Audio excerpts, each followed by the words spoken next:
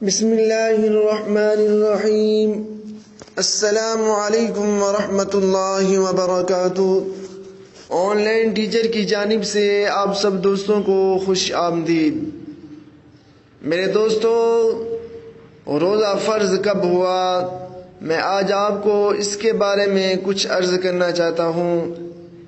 عزیزان محترم، نبی کریم صلی اللہ علیہ وسلم نبوت ملنے کے بعد 13 سال تک مکہ معظمہ ہی میں لوگوں کو خدا پاک کا حکم سناتے اور تبلیغ کرتے رہے، اور بہت زمانے تک سوائے ایمان لانے اور بت پرستی چھوڑنے کے علاوہ کوئی دوسرا حکم نہ تھا۔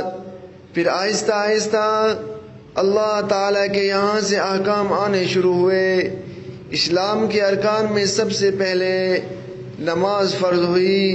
پھر مکہ معظمہ سے ہجرت فرمانے کے بعد جب آپ صلی اللہ علیہ وسلم مدینہ منورہ تشریف لائے تو وہاں بہت سے احکامات آنا شروع ہوئے۔ انہی میں سے ایک حکم روزے کا بھی تھا۔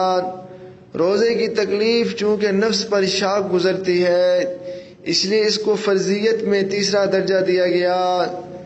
اسلام نے احکام کی فرضیت میں یہ روش اختیار کی کہ پہلے نماز جو ذرا ہلکی عبادت ہے اس کو فرض کیا، اس کے بعد زکوٰۃ اور زکوٰۃ کے بعد روزہ کو۔ سب سے پہلے عاشوراء یعنی محرم کی 10 تاریخ کا روزہ فرض تھا۔ اس کے بعد رمضان شریف کے روزوں کا حکم ہوا اور عاشوراء کی فرضیت ختم ہو گئی۔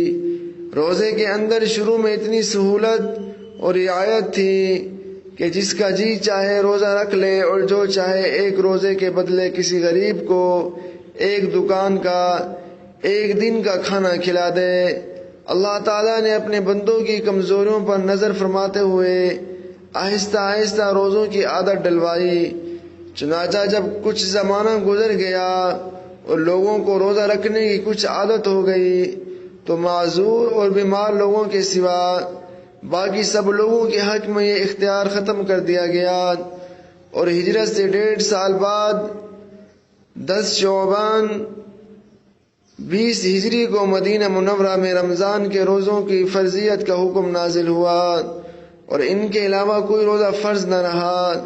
اس کا فرض ہونا کتاب و سنت اور اجماع سے ثابت ہے۔ کتاب الفقہ علی المذاہب الاربع، جلد نمبر 1 صفحہ 872۔